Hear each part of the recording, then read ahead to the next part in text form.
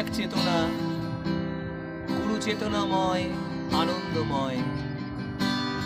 এই বিশ্ব ব্রহ্মাণ্ডে গুরু শক্তি সুর তাল ছন্দে বেজে উঠছে।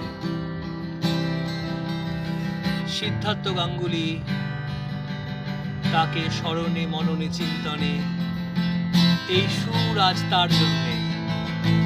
তুমি প্রেমময়, গুরু আনন্দময়, তুমি জ্ঞানময়, তুমি বিজ্ঞান চেতনায় জাগালে মন প্রাণ এই বোধ।